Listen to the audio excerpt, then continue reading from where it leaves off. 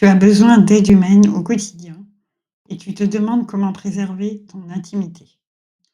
Tu n'es pas seul, moi aussi je vis avec un handicap moteur et je sais à quel point c'est difficile de trouver un équilibre entre dépendance et vie affective et sexuelle. Dans cette vidéo, je te partage des conseils concrets pour poser tes limites, mieux communiquer avec tes aidants et vivre pleinement ton intimité sans compromis.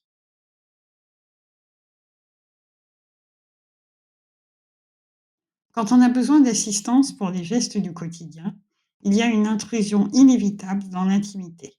Se laver, s'habiller, aller aux toilettes, tout ça se fait souvent avec quelqu'un d'autre. Et forcément, ça a un impact sur la manière dont on vit notre vie affective et sexuelle.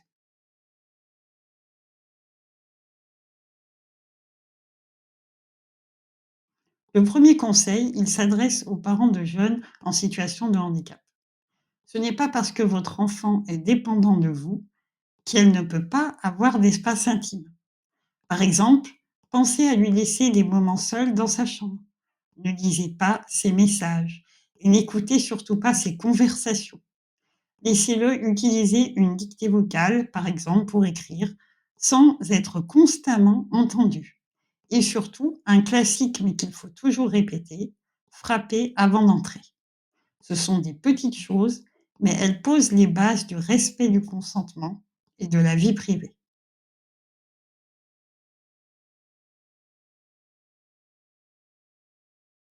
Quand on devient adulte et qu'on a besoin d'aide humaine, ce respect de l'intimité doit toujours continuer.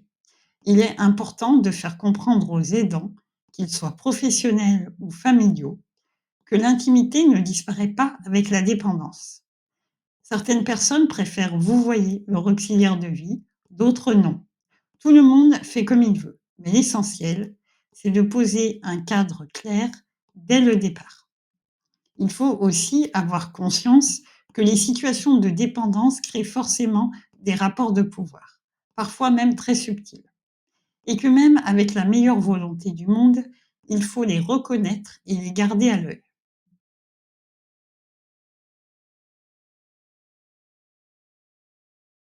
Ce que je recommande souvent, c'est de créer un livret d'accueil ou une fiche d'accompagnement personnalisée avec des consignes simples et claires. Ce que vous aimez, ce que vous ne voulez pas, ce qui relève de votre espace privé. Et surtout, n'hésitez pas à recadrer dès les premiers signes de franchissement de limite. Sinon, les habitudes s'installent et ça devient beaucoup plus compliqué de faire machine arrière.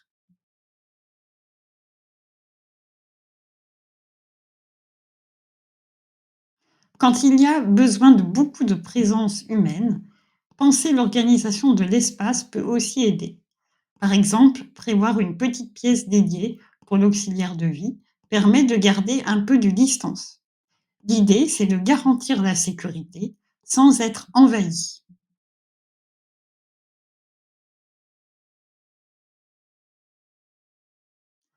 Dans un couple handivalide, il faut trouver un équilibre qui ne sera certes jamais parfait, mais qui doit vous ressembler.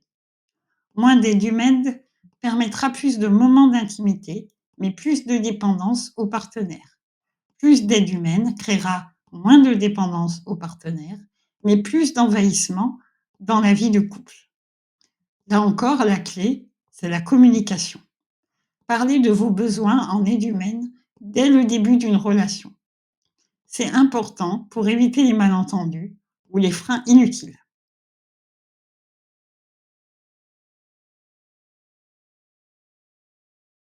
Parfois, pour avoir un moment intime, il faut un petit coup de main pour s'installer ou récupérer un sextoy. Que ce soit dans un couple handi-handi ou handi-valide, il faut oser en parler, poser des mots. Vous pouvez dire simplement: «J'ai besoin d'assistance physique, mais ça ne veut pas dire que tu participes à ma vie sexuelle».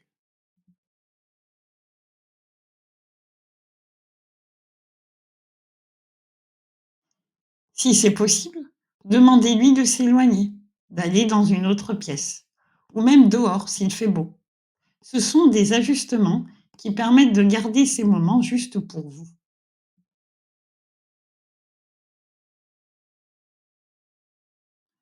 Gérer l'intimité quand on a besoin d'aide humaine, c'est pas évident. Mais c'est loin d'être impossible non plus. Communiquez, mettez des choses par écrit, posez vos limites et adaptez les choses et les situations selon votre propre réalité. L'important, c'est de ne pas renoncer à sa vie affective et sexuelle et de s'entourer de personnes qui respectent vraiment vos besoins, vos choix et votre espace.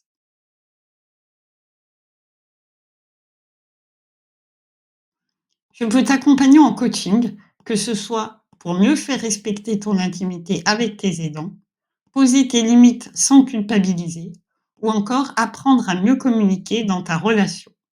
L'objectif, c'est retrouver de la sérénité, du respect et surtout de l'espace pour toi. Pour prendre rendez-vous, tout est dans la description et la première séance est gratuite. Alors n'attends plus, contacte-moi. Merci de m'avoir écouté. N'hésitez pas à partager cette vidéo si elle peut aider d'autres personnes. À très bientôt pour un nouveau sujet sans tabou avec Sexpert.